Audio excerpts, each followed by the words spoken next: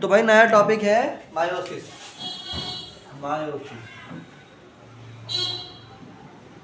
Meiosis क्या होता है समझो।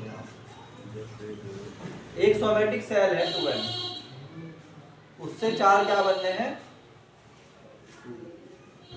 ये एक डिप्लॉइड सेल था 2n और इससे 4 क्या बनने हैं nn। ये प्रक्रिया कब होती है बॉडी में? When this process take place, जब या तो होगी टेस्टिस के अंदर या किसके अंदर होगी, ओवरी के अंदर, है ना।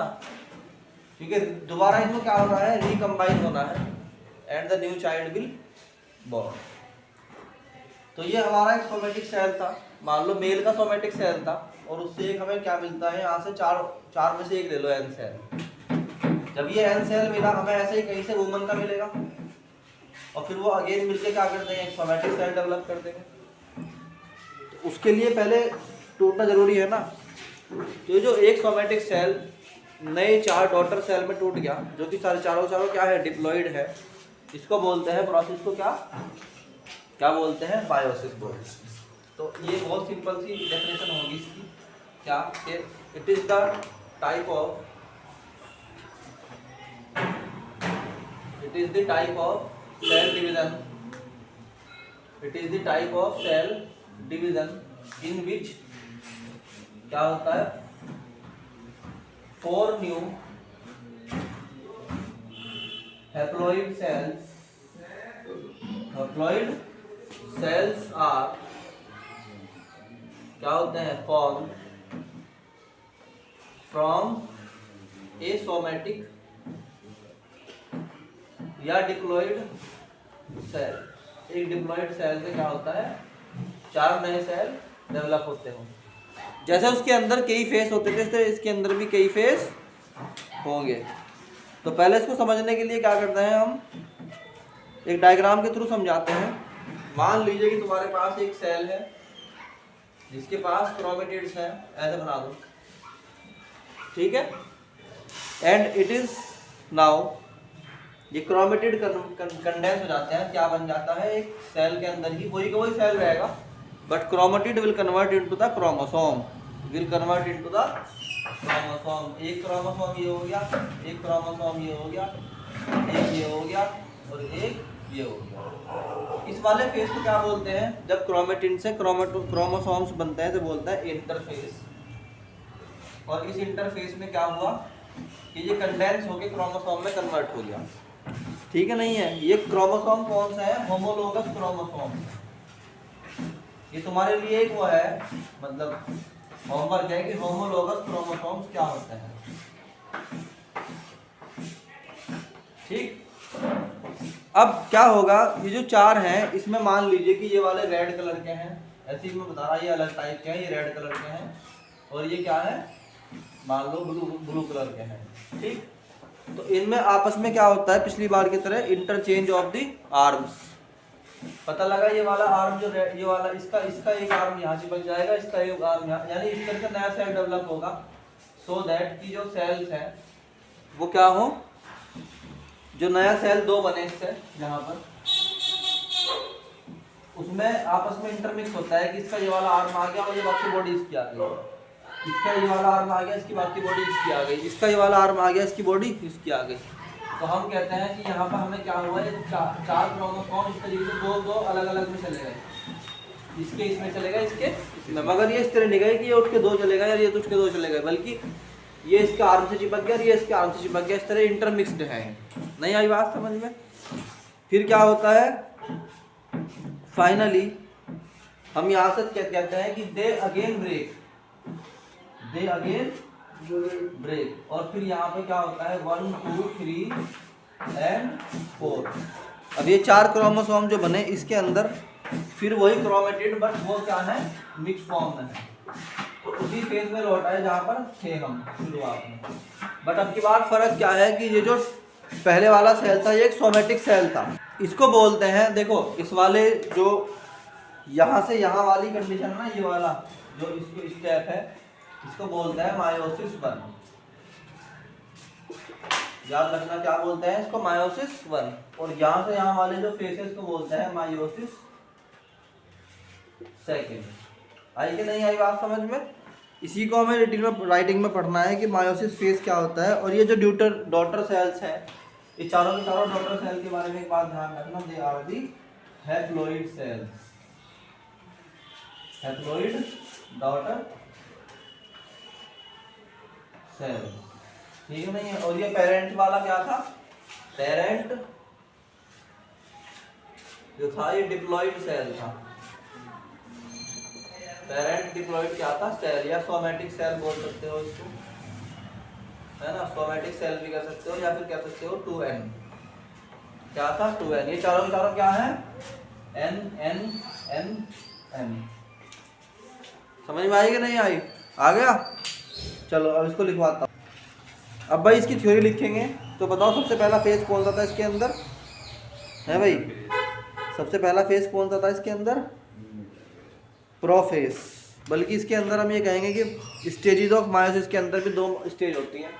There are 2 stages in, there are 2 stages in meiosis,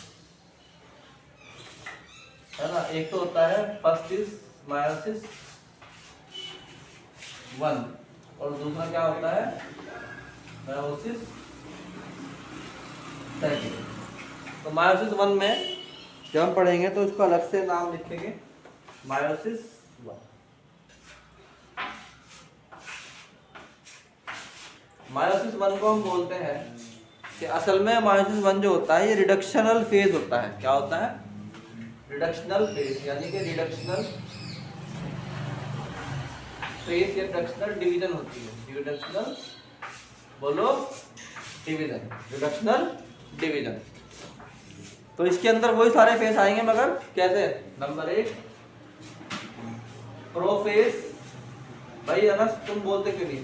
prophase 1। क्या नाम है इसका? प्रोफेज 1। प्रोफेज 1 में क्या होता है? क्रोमोसोम कंडेंस होते हैं, होमोलोगस क्रोमोसोम पेयर अप हो जाते हैं, और क्रॉसिंग ओवर भी होनी शुरू हो जाती है। तो हम क्या बोलते हैं? प्रोफेज 1 में क्या होता है? क्रोमोसोम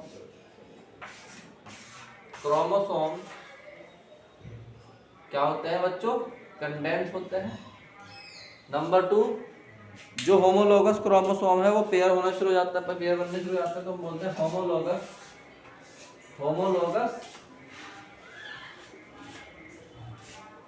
क्रोमोसोम पेयर अब क्या होना शुरू हो जाता है? पेयर अब, यानी पेयर बनने शुरू हो जाते हैं उसके, और क्रॉसिंग ओवर भी होनी शुरू हो जाती है। क्रॉसिंग ओवर, ये पहला प्रक्रिया है जो होती है इसके अंदर। दूसरी क्या होती है? न्यूक्लियर मेम्ब्रेन बैकग्राउंड हो जाती है, हर बार की तरह वही है, और स्पिंडल फाइबर बनना शुरू हो जाएगा। तो हम बोलते हैं कि न्यूक्लियर मेम्ब्रेन